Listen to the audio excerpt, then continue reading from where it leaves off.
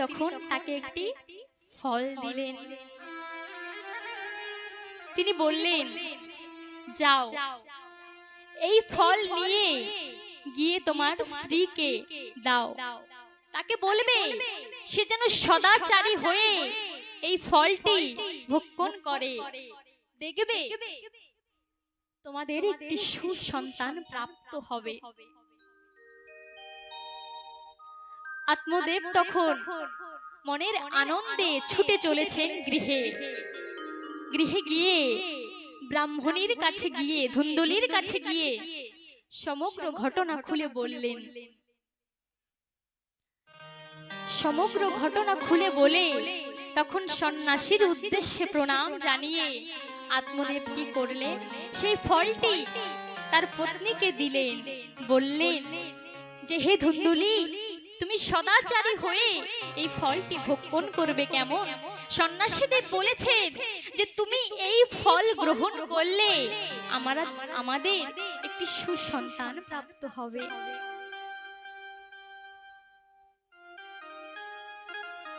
ব্রাহ্মণী তখন সেই ফলটি হাতে নিয়ে মনে মনে চিন্তা করছেন, আচ্ছা, ফল খেয়ে কি কোনোদিনও কারোর সন্তান প্রাপ্ত হয়েছে?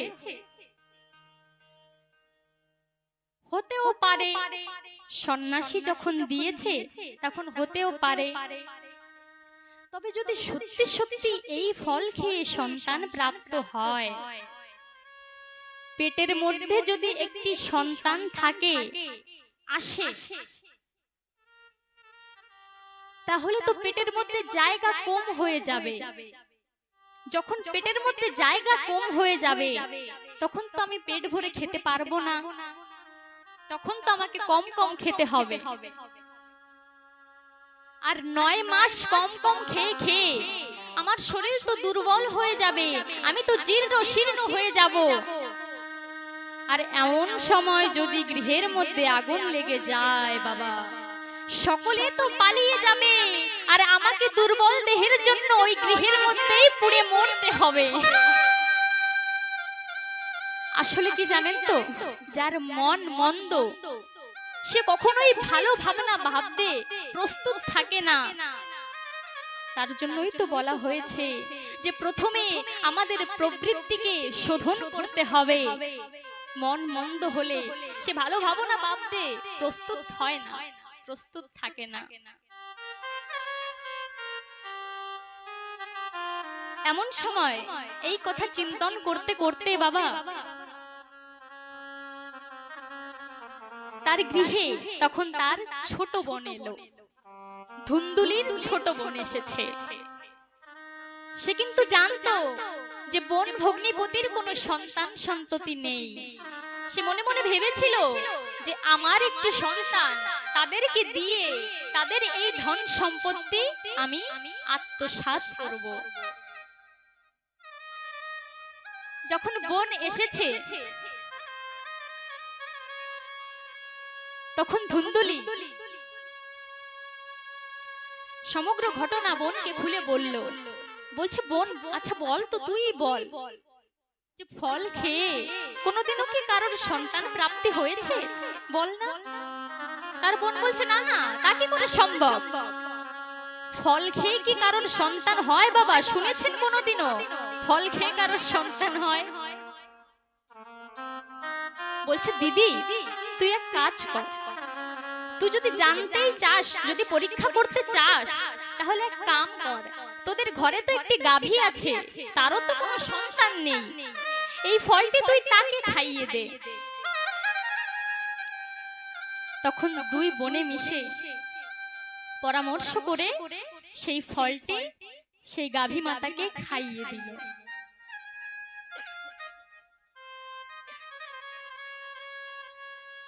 এবার ধুন্দুলির বোন বলছে, দিদি তুই চিন্তা করিস না, তুই বর্তমান কিছু কাপড় চোপড় পেটে পেঁচিয়ে রাখ, বর্তমান আমার পেটে একটি সন্তান আছে, যখন এই সন্তানটি জন্ম নেবে এই সন্তানটি আমি তোকে দিয়ে যাব, আর তুই তার বিনিময়ে আমার স্বামীকে কিছু অর্থ দিয়ে দিস, তাহলেই হবে। গোপনে সন্তান প্রসব করে বাবা বোনের গৃহে এসে দিয়ে গেল। আর পুত্র সন্তান জন্মগ্রহণ করেছে শুনে আত্মদেব তো মহা আনন্দে, আত্মদেবের আনন্দ আর ধরছে না। আত্মদেবের পত্নী ধুন্দুলি বলছে, স্বামী দেখুন সন্ন্যাসীর কি কৃপা, সন্ন্যাসীর কৃপায় আমার পুত্র সন্তান হয়ে গেল, কোনো প্রসব যন্ত্রণা আমাকে ভোগ করতে হলো না, সন্ন্যাসীর কি কৃপা। কিছুদিন পর সেই গাভী মাতাও একটি পুত্র সন্তানের জন্ম দিল। পুত্রটি দেখতে মানুষের মতো হলেও তার কর্ণ দুটি গাভীর মতো ছিল। যখন নামকরণের সময় এলো বাবা, তখন আত্মদেব ছেলের নাম রাখতে চাইলেন। ধুন্দুলি বলছে, 9 মাস আমি আমার ছেলেকে গর্ভে ধারণ করে রেখেছি, আর এখন তুমি এসেছো নাম রাখতে? না না, আমার সন্তানের নাম আমিই রাখবো। আমার নাম ধুন্দুলি, আর আমার ছেলের নাম হবে ধুন্দুকারী। আর যদি তোমার এতই নাম রাখবার ইচ্ছে হয়, তাহলে গোমাতা যে সন্তানটি প্রসব করেছে তুমি সেই সন্তানের গিয়ে নাম রাখো। তখন আত্মদেব আসলেন গাভী মাতার পুত্রের নামকরণ করতে।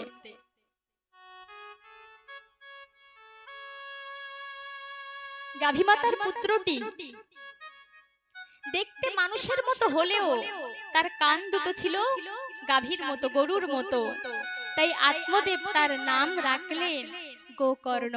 বলিয়ে গোকর্ণ মহারাজ কি জয় হো। গোকর্ণ নাম রাখলেন। একই সঙ্গে দুটি পুত্র বাবা বড় হতে লাগলেন।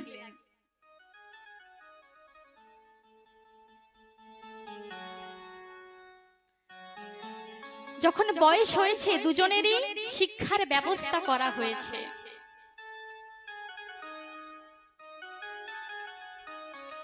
ধুন্দুকারী সব সময় কুকর্ম করে সব সময়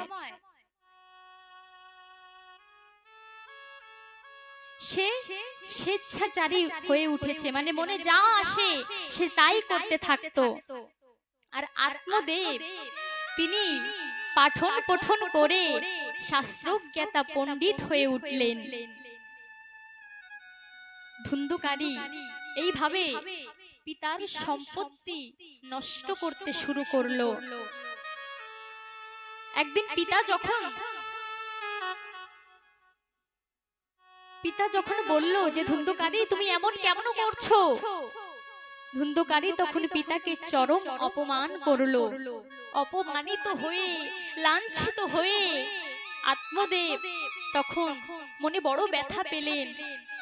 যে সন্ন্যাসী বলেছিলেন যে পুত্র নেই, তার কারণে একটা দুঃখ, যখন এই পুত্র প্রাপ্তি করবে এই পুত্রের কারণে তোমাকে শত শত কষ্ট ভোগ করতে হবে। আজ তার সেই কথা মনে পড়ল যে পুত্রর কারণে আজ আমাকে এত কষ্ট ভোগ করতে হচ্ছে। সেদিন যদি সন্ন্যাসীর কথা শুনতাম তাহলে হয়তো আজ আমাকে এই দিন দেখতে হতো না।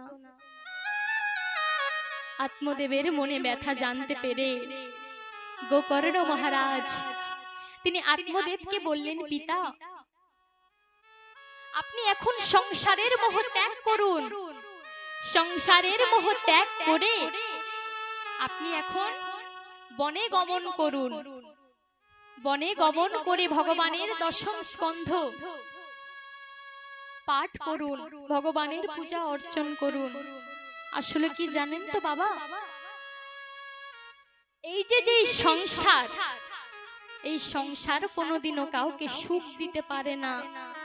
সংসারের জীব তারা প্রতিনিয়ত বলতে থাকবে, দেখবেন যে বাবা আমার এই দুঃখ, আমার ওই দুঃখ, সকলেই দুঃখে আছে।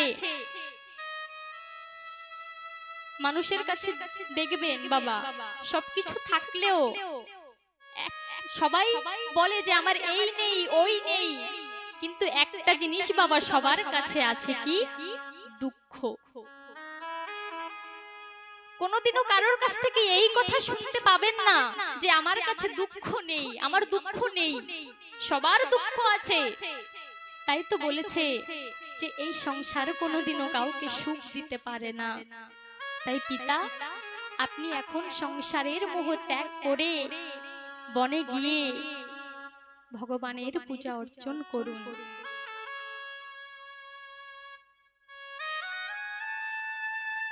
একমাত্র সুখ কোথায় আছে জানেন? সেই ভগবানের শ্রী চরণেই সুখ আছে, ভগবানের পূজা অর্চনাতেই সুখ আছে ভগবানের। তাই আপনি বনে গমন করুন। তখন আত্মদেব গোকর্ণের কথা শুনে তিনি তখন বনে গমন করলেন। গোকর্ণ মহারাজ বললেন যে যে গৃহে মাতা পিতার অপমান হয়, যে গৃহে মাতা পিতাকে অপমান করা হয়, সেই গৃহ হচ্ছে নরক সমতুল্য। এই গৃহে আমি আর থাকবো না। গোকর্ণ মহারাজ তখন তীর্থ ভ্রমণ করতে বেরিয়ে পড়লেন। এদিকে ধুন্দুলি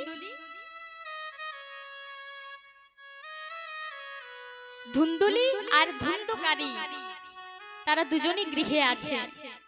এবার ধুন্দুকারী তখন সে আরো কুকর্ম করতে লাগলো। ঘরের যত ধন সম্পত্তি ছিল সে তখন বেশ্যাদের পিছনে লুটাতে লাগলো। তার মাতা ধুন্দুলি যখন প্রতিবাদ করলো, মাতার উপর চরম অত্যাচার করলো, চরম অপমান করলো, ধুন্দুলি তখন মনে মনে চিন্তা করছে যে স্বামীর সাথে ছলনা করে আজ বোনের সন্তানকে নিজের সন্তান বানিয়ে কত আদর যত্ন সহকারে তাকে বড় করে তুললাম, আর তার ফলস্বরূপ কি পেলাম? তার ফলস্বরূপ তার কাছ থেকে শুধুমাত্র দুঃখ পেলাম, লাঞ্ছনা পেলাম। কতই না সেই সন্তানের কাছ থেকে অত্যাচার করলো সেই সন্তান আমার উপর। আজ স্বামীর সাথে ছলনা করে আমি বড় ভুল কাজ করেছি। আজ যদি সন্ন্যাসীর দেওয়া সেই ফলটি আমি খেতাম, তাহলে হয়তো গোকর্ণের মতো সন্তান আমারও প্রাপ্ত হতো। গোকর্ণ তিনি শাস্ত্রজ্ঞাতা পণ্ডিত, মাতা পিতার সেবা কিভাবে করতে হয়, কিভাবে মাতা পিতাকে যত্ন করতে হয়, তিনি সকল কিছু জানেন। তাই আজ ধুন্দুলি মনে মনে আফসোস করছেন যে স্বামীর সঙ্গে ছলনা করে আমি বড় ভুল করেছি। আজ আমার সন্তান ধুন্দুকারী আমার উপর যে অত্যাচার করেছে, যে অনাচার করেছে, আমি আর এই দেহ রাখবো না। ধুন্দুলি তখন মনের ব্যথায়, মনের দুঃখে সে তখন কি করলো? সে রাতের অন্ধকারে ছুটে চলেছে। সে আর প্রাণ রাখতে চায় না। এমন সন্তানের অত্যাচার সে আর সহ্য করতে পারছে না। সে তখন ছুটতে রাতের অন্ধকারে একটি শুকনো কূপে গিয়ে পড়ে গেল। তখনই ধুন্দুলির প্রাণ ত্যাগ করলো। আর যখনই ধুন্দুলির প্রাণ ত্যাগ হয়ে গেল, ধুন্দুলি মরে গেল, তখন ধুন্দুকারীকে আটকানোর জন্য বাবা আর কেউ নেই। সে তখন কি করলো? 5 5টি বেশ্যাবালাকে ঘরে নিয়ে এলো। ঘরের যত ধন সম্পত্তি ছিল সবকিছু তাদের পিছনে লুটাতে শুরু করলো। আর গণিকারা শুধু বলে আমাদের জন্য ধন সম্পত্তি নিয়ে আসো, যেখান থেকে যা পারো সবকিছু নিয়ে আসো। যখন ঘরের সকল ধন সম্পত্তি তাদেরকে দিয়ে দিল, তখন ধুন্ধুকারী কি করলো? ধুন্ধুকারী তখন চুরি ডাকাতি শুরু করেছে। এবার গণিকাগণ মনে মনে চিন্তা করছে যে ধুন্ধুকারীর যত সম্পত্তি ধন সম্পত্তি ছিল তা তো আমরা সকল কিছু নিয়ে নিয়েছি। এবার ধুন্ধুকারী চুরি ডাকাতি শুরু করেছে। ধুন্ধুকারী চুরি ডাকাতি শুরু করেছে। এইভাবে চুরি ডাকাতি করতে করতে যখন রাজার ঘরে গিয়ে চুরি করবে, তখন তো রাজার তাকে ধরবে আর জিজ্ঞাসা করবে যে তুমি কেন চুরি ডাকাতি করছো, কার জন্য চুরি ডাকাতি করছো। তখন তো ধুন্ধুকারী বলবে আমাদের জন্য চুরি ডাকাতি করছে। আর তখন রাজার সিপাহীরা এসে সঙ্গে সঙ্গে আমাদেরকে ধরে নিয়ে যাবে।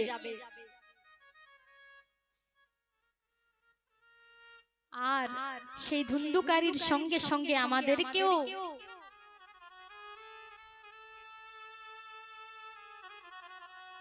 সে কারাগারে, অন্ধকার কারাগারে পচে গলে মরতে হবে। তার চেয়ে বরং আমরা সকলে মিলে এই ধুন্ধুকারীকেই মেরে ফেলি।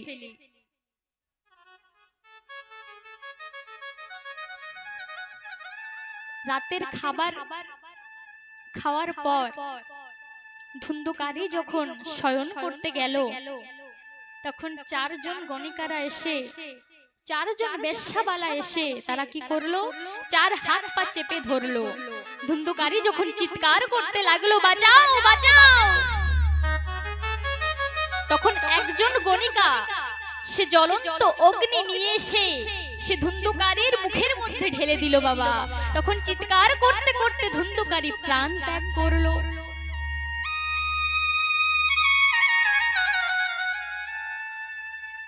গোকর্ণ মহারাজ যখনই জানতে পারলেন যে ধুন্ধুকারীর মৃত্যু হয়েছে, তখন তিনি গয়ায় গিয়ে শ্রী বিষ্ণু শ্রীপাদ পদ্মে পিণ্ড দান করলেন। 12 বছর পর গোকর্ণ মহারাজ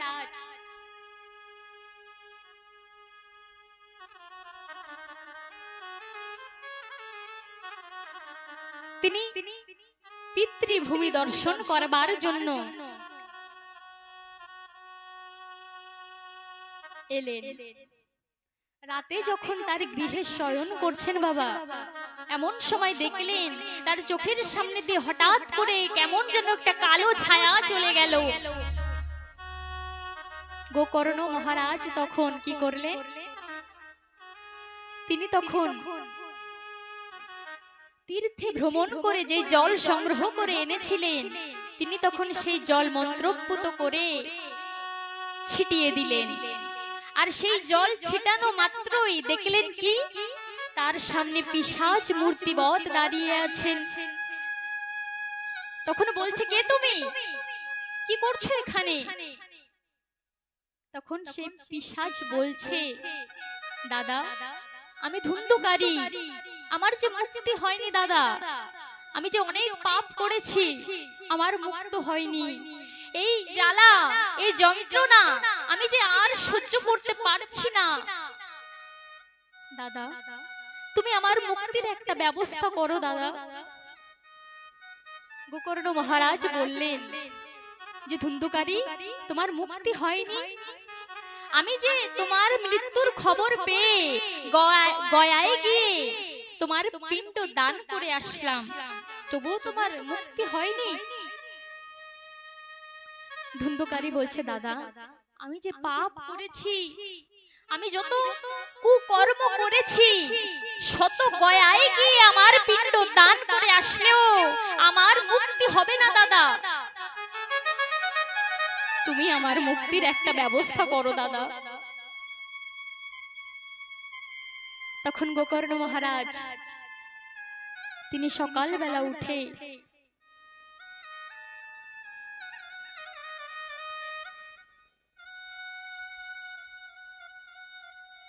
যখন সূর্য উদয় হয়েছে তিনি তখন সূর্য নারায়ণকে অর্ঘ্য দান করলেন।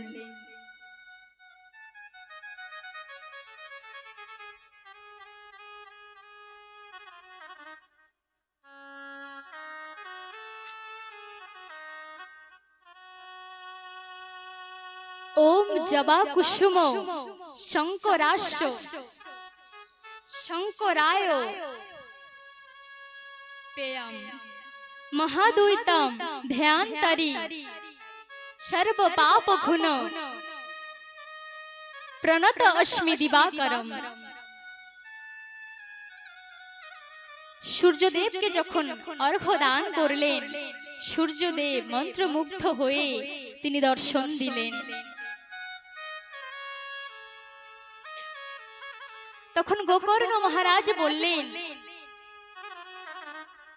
যে হে সর্বজ্ঞাতা সূর্যদেব, আপনি কৃপা করে বলুন আমার ভাইয়ের মুক্তির একটা উপায় বলুন। তখন সূর্যদেব বললেন, হে গোকর্ণ মহারাজ, তোমার ভাইয়ের মুক্তির একটাই উপায়। কি বললেন? তা হচ্ছে সপ্ত দিবসীয় শ্রীমদ্ ভাগবত কথা শ্রবণ করা। প্রেম সে বলো রাধে রাধে রাধে রাধে। সপ্ত দিবসীয় ভাগবত কথা শ্রবণ করা।